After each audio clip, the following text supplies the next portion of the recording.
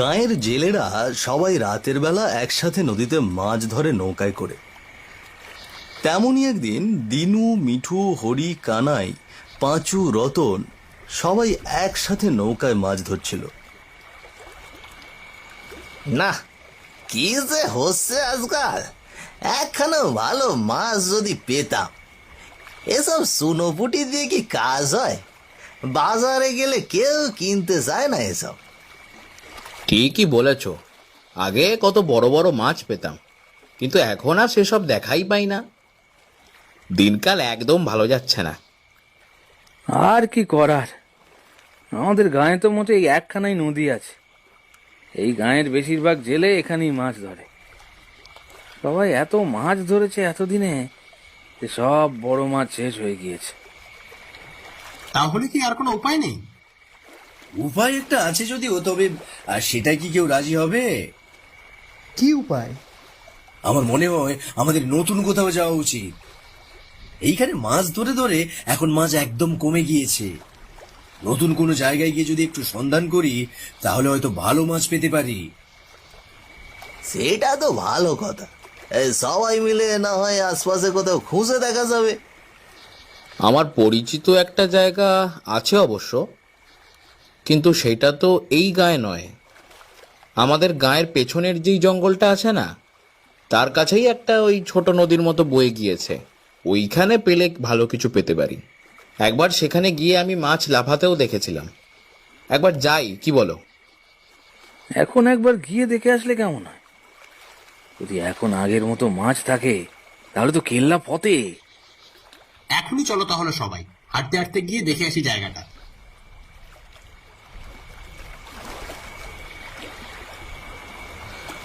নদীতে বেশ বড় বড় মাছ দেখা যাচ্ছে। এটা দেখে তারা সবাই বেশ উৎসাহী আর খুশি হয়ে উঠল। এই দেখো, এই হচ্ছে সেই জায়গা। বেশ কিছুদিন আগে এই পথ দিয়ে যাওয়ার সময় আমি দূর থেকে দেখেছিলাম। হ্যাঁ, এখনো মনে আছে। দূর থেকে দেখলে কি হবে, তাও স্পষ্ট বোঝা যাচ্ছিল যে কত কত মাছ রয়েছে। বাহ, জায়গাটা তো বেশ, তবে জল খুব একটা বেশি নয় মনে হচ্ছে। এখানে নেমে তারপরে মাছ ধরা যাবে। নৌকা ঘুরিয়ে আনার প্রয়োজন নেই। কত মাছ দেখেছো তোমরা? এখান থেকে কি বেশ কিছুদিন মাছ ধরা যাবে? আর ততদিনে আমাদের গায়ের নদীতেও মাছগুলো বেশ বড় বড় হবে। কি বলো সবাই? হ্যাঁ, সেটা অবশ্য ঠিক। তবে জায়গাটা খুব দূরে। তাতে কি, সবাই মিলে একসাথে আসবো, আবার সবাই মিলে একসাথেই যাব। এই চক্করে কখন সময় কেটে যাবে বুঝতেই পারবো না। তাহলে কাল থেকে আমরা এখানেই মাছ ধরবো। সবাই রাজি আছো তো? হ্যাঁ, রাজি। রাজি রাজি। হ্যাঁ হ্যাঁ হ্যাঁ, সবাই রাজি। হ্যাঁ হ্যাঁ, আমিও রাজি। তবে চলো এখন এখান থেকে যাই সবাই, কাল ঠিক সময়ে চলে আসা যাবে। সকলেই একে একে বেশ বড় বড় মাছ তুলতে আরম্ভ করলো। বাবা, এখানে যে এখনো এতগুলো মাছ আছে আমি ভাবতেই পারিনি। জায়গাটার খবর এখনো পর্যন্ত কেউ পেল না কি করে সেটাই ভাবছি। জায়গাটা তো মাছে ভর্তি। ভালোই হয়েছে, এখনো আমরা বাদে কেউ জানে না। জানলে তো এখানে এসেই সবাই ধর্ণা দেবে যে যত মাছ পাও তুলে ফেলো সবাই। হ্যাঁ, আমিও এত মাছ একসাথে কোনোদিন ধরিনি। কাল সকালে সবাই অবাক হয়ে যাবে এত মাছ বাজারে দেখে। কি বলো? হ্যাঁ, সে যা বলেছো।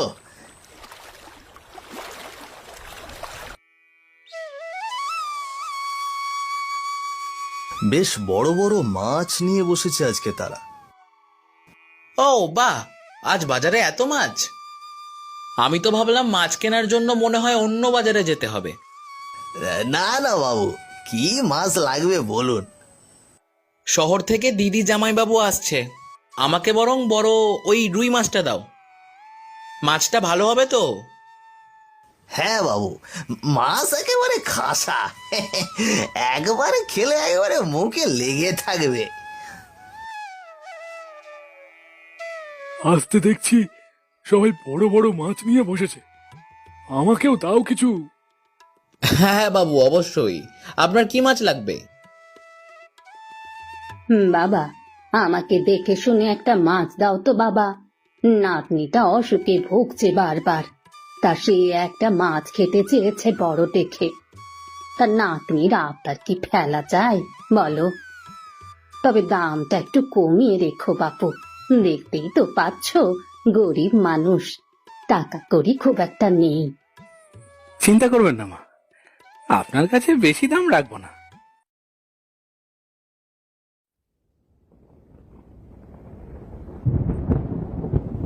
কি ব্যাপার গিন্নি, তোমার আজকে এত মন খারাপ কেন? এরকম তো কখনো দেখিনি। তুমি তো সেই রাতের বেলা মাছ ধরে এসে সারাদিন ঘুমো, গায়ে কি হচ্ছে সেসব খোঁজ খবর রাখো? কেন গো, গায়ে আবার এমন কি করলো? আমাদের গায়ের যে বড় বাড়িটা, সেই বাড়ির কর্তা আজ সকালে মারা গিয়েছে গো। যেন তেন ভাবে নয়, সে তার পেটের নাড়ি ভুড়ি বের করে কে যেন ছোট রাস্তার মোড়ে ফেলে রেখে গেছে। তাই নয়, আমাদের গ্রামের শেষ সীমানায় যে কুঁড়ে ঘরটা আছে, সেই কুঁড়ে ঘরে এক বুড়ি তার নাতনিকে নিয়ে থাকতো। তাদেরকেও ঠিক একইভাবে মেরে কেউ যেন পথের ওপর ফেলে দিয়ে গেছে। ভৎস দেখলে গায়ে লোম দাঁড়িয়ে যায়। কি কি বলছো এসব গিন্নি? আমি তো এসবের কিছুই জানতাম না। বুড়িকে তো সেদিন দেখলাম মাছের বাজারে আসতে, মিঠুর দোকান থেকে মাছ কিনলো। তার এই অবস্থা কে করবে? সেসব জানি না, তবে এই গ্রামে কিছু একটা খারাপ ঘটছে আজকাল। একের পর এক লোকগুলো মারা যাচ্ছে, কিভাবে মরছে কেন মরছে কেউ জানে না। তুমি একটু সাবধানে থেকো। আমায় নিয়ে চিন্তা করো না, তুমি নিজে একটু সাবধানে থেকো। সারা রাত তো আমি বাড়ি থাকি না, তোমায় নিয়ে যত চিন্তা। বাইরে বৃষ্টি পড়ছে অনেক সময় ধরে, ঝড়ের সাথে সাথে মেঘের আওয়াজও আসছে বেশ জোরে সোরে।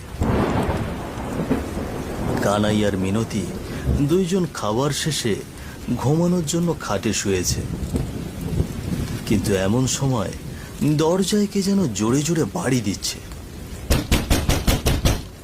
কি ব্যাপার, এত রাতে দরজায় কে এলো? ওটা নিশ্চয়ই সেই খুনি। তোমাকে বললাম না, আজকাল গায়ের কয়েকজন মারা গিয়েছে। তুমি দরজা খুলো না। কিন্তু তা কি করে হয়? কেউ যদি বিপদে পড়ে থাকে? তবুও তুমি দরজা খুলো না, আমার খুব ভয় করছে। কি জানি আজকাল কি সব হচ্ছে গায়ে। এমন সময় কানাইদের টিনের চালে জোরে জোরে ধুমধাম আওয়াজ হতে শুরু করলো। তার সাথে সাথে ভয়ানক গলায় ভেসে আসলো এক কণ্ঠ। ওই দেখো, ছাদে উঠেছে কে যেন, আওয়াজ আসছে। আমার ভীষণ ভয় করছে। আমার মনে হচ্ছে এ কোনো মানুষের কাজ নয়। রাম রাম রাম রাম রাম রাম রাম রাম।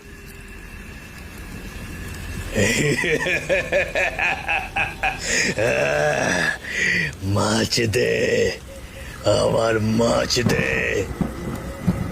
কি এটা এটা কে? এটা কে কথা বলছে? বলেছিলাম না, এ কোনো মানুষের কাজ নয়।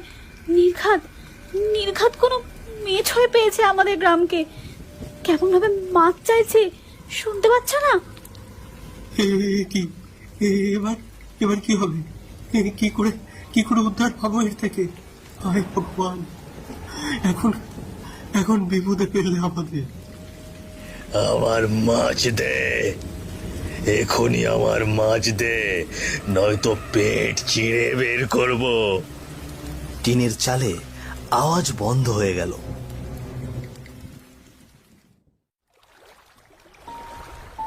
পরদিন রাতে আগের মতন আবারও রাঙাঘাটে মাছ ধরতে গেল। সকলেই আজ বেশ দুশ্চিন্তাগ্রস্ত। এই, তোমরা সবাই শুনেছো গায়ে কি হয়েছে? আর বলো না, গতকাল আমার আর আমার গিন্নির সাথে যা হলো, তারপর আমি তো সেটা বিশ্বাসই করতে পারছি না। কেন, কি হয়েছে? ভাবতেই পারবে না কি হয়েছে। আমি আর আমার গিন্নি খেয়ে দিয়ে শুয়েছি ঘুমানোর জন্য। হঠাৎ করে টিনের চালে আর দরজায় জোরে জোরে কে যেন বাড়ি দিচ্ছে। আর বলছে আমায় মাছ দে। আমার গিন্নি এত বেশি ভয় পেয়েছে যে সে আজ রাতে একা থাকতে চাইছিল না। তারপর আমি ওকে পাশের বাড়ি মিনতি মার কাছে রেখে এসেছি। পেটের দায়ে কাজ করতে আসতেই হয়, ঘরে বসে থাকলে তো আর পেট চলবে না। সে কি, এসব আবার কি করে হলো? এ তো কোনো সাধারণ ঘটনা নয়। নয়তো, যে মাছ চাইছিল তার কণ্ঠ কি ভয়ানক, তোমরা না শুনলে বুঝতে পারবে না। কোনো মতে কাল প্রাণে বেঁচেছি। আমার গিন্নি বলছিল গায়ে নাকি একের পর এক মানুষ মারা যাচ্ছে। সেদিন এক বৃদ্ধা মহিলা মাছ কিনে নিয়ে গেল, সে আর তার নাতনিও নাকি মারা গিয়েছে। বড় বাড়ির কর্তাবাবু মারা গিয়েছে, তাও ভীষণ অস্বাভাবিক ভাবে। এটা তো ভারী চিন্তার বিষয়। এরকম হতে থাকলে তো বউ ছেলে মেয়ে ঘরে রেখে আসাই দায় হয়ে যাবে। কি করা যায় বলো তো? এই জায়গাটাও তো গ্রাম থেকে বেশ খানিকটা দূরে। এলেই ঘরের সবার চিন্তা লেগে থাকবে। এমন সময় বা নিচ থেকে টেনে ধরল সেই পিশাচ। আতঙ্কে চিৎকার করে উঠল হরি। হা হা, এ কি আমার পাকে টেনে ধরেছে। হা হা, বাঁচাও আমায়, বাঁচাও। হা হা। হঠাৎ করে জলের তলায় ডুবে গেল হরি।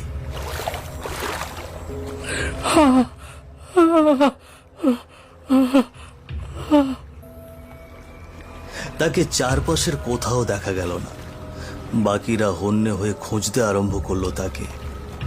আশেপাশে যতদূর চোখ যায় সব জায়গায় খোঁজাখুঁজির পরেও কোথাও হরিকে খুঁজে পাওয়া গেল না।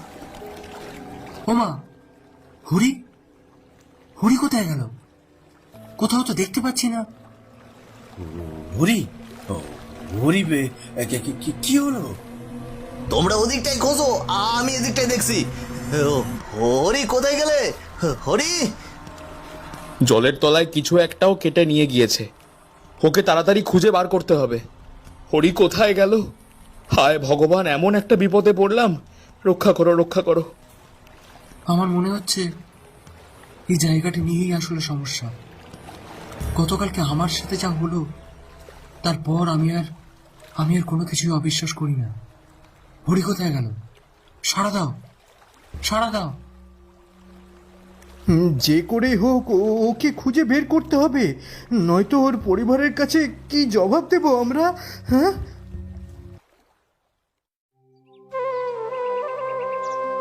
সকলের কপালেই চিন্তার ভাঁজ যেন স্পষ্ট দেখা যাচ্ছে। গ্রামবাসী সহ মোড়ল বাকিদের নিয়ে এক আলোচনায় বসলো পরদিন। সব বুঝতে পারছি, এই গ্রাম ছেড়ে ওদিকটায় যাওয়া তোমাদের ঠিক হয়নি। আমার যতদূর মনে হয় জায়গাটা ভালো নয়, কোনো অভিশাপ আছে নিশ্চয়ই, আর সেই অভিশাপ এখন তোমাদের গায়ে এসে পড়েছে। মোড়ল মশাই, হরিকে কি সত্যি সত্যি খুঁজে পাওয়া যাবে না? বলুন তো মোড়ল মশাই, হরিকে কি খুঁজে পাওয়া যাবে না?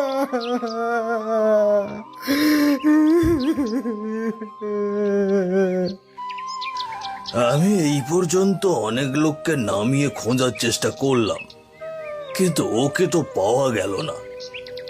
নিশ্চয়ই কোনো কিছু ওকে জলের তলায় টেনে নিয়ে গিয়েছে। তোমরা সবাই এখন পারলে কিছুদিন সাবধানে থেকো।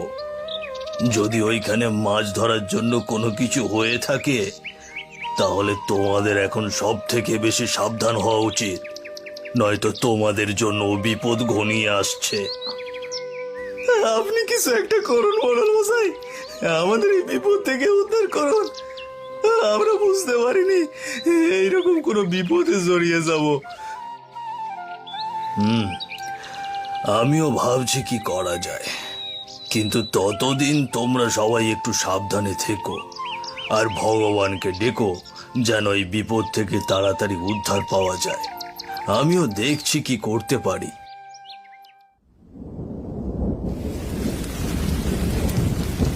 সন্ধ্যায় গ্রামের রাস্তা ধরে পাঁচু আর তার মা হাতে দুটো কাপড়ের পোঁটলা নিয়ে হেঁটে যেতে লাগলো।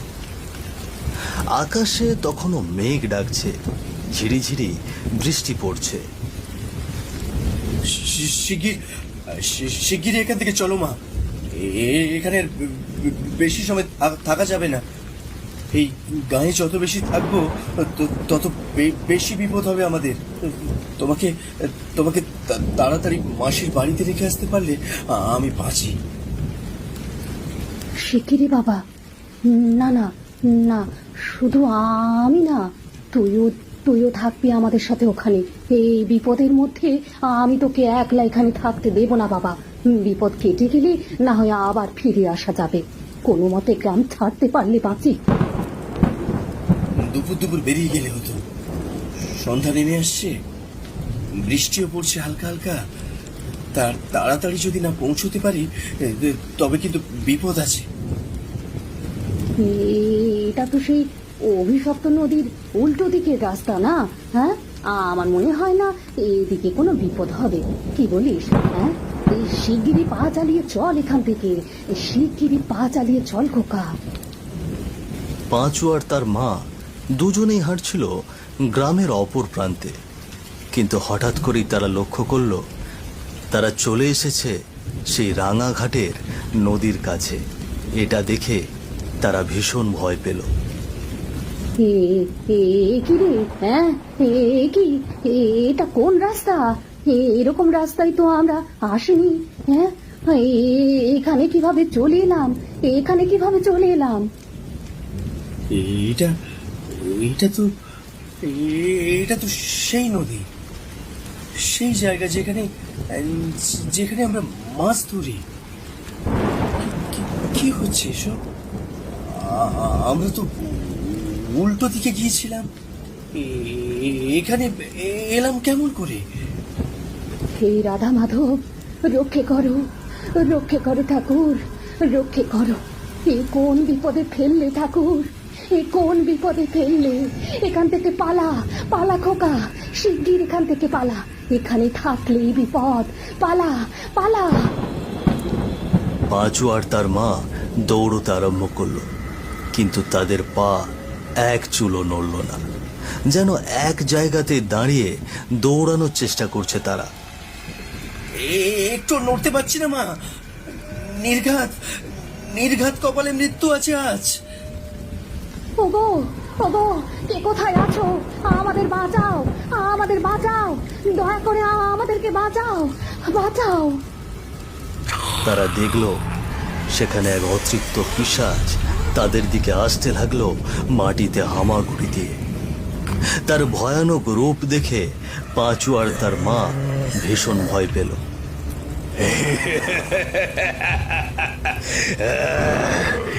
মাছ দে, আমার মাছ দে, এখনই আমার মাছ দে, নয়তো পেট চিড়ে বের করবো।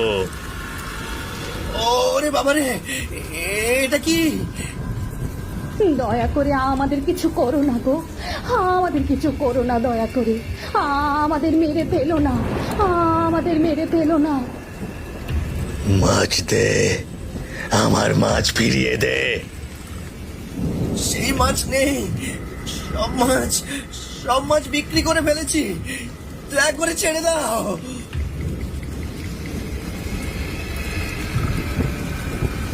ভূতটা পাঁচু আর তার মায়ের শরীর ছিন্ন ভিন্ন করে পেট থেকে নাড়ি ভুঁড়ি বের করে ফেললো।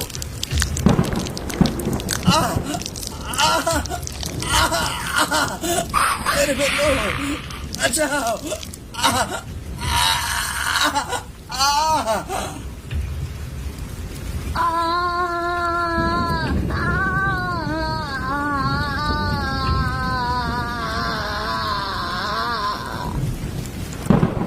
সেখানে ছটফট করতে করতে মারা গেল পাঁচু আর তার মা।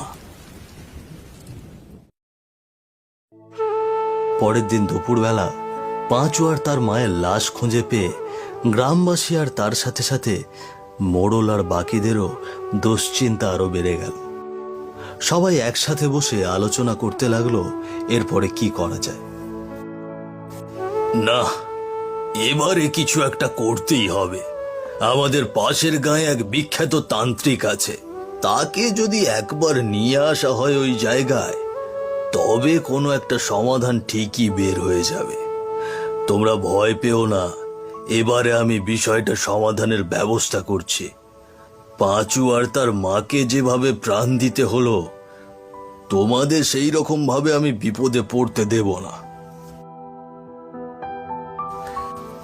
মোড়ল তান্ত্রিককে আর বাকি সবাইকে নিয়ে সেই রাঙাঘাটে গেল একটা সমাধানের ব্যবস্থা করতে। তান্ত্রিক রাঙাঘাটের চারপাশে ঘুরে সেই নদী বন্ধ করে দিল, এক মুঠো শ্মশানের ছাই ফেলে দিল নদীর জলে। এইখানে বাস করত অনেক আদি পুরানো এক প্রেত পিশাচ। এই জায়গার সব মাছ তার। তোমরা এখানে এসে ওর মাছ নেওয়াতে ও রেগে গিয়ে তোমাদের এই অবস্থা করেছে। আমি এখন এই ঘাটে চারপাশ বন্ধ করে দিয়েছি। এখন আর সেইখান থেকে উঠে তোমাদের পিছু নিতে পারবে না। তোমরা সবাই নিশ্চিন্তে বাড়ি ফিরে যাও। তারা সবাই যার যার বাড়ি ফিরে এলো। এরপর সেই জায়গায় আর তারা কেউ মাছ ধরতে যায়নি।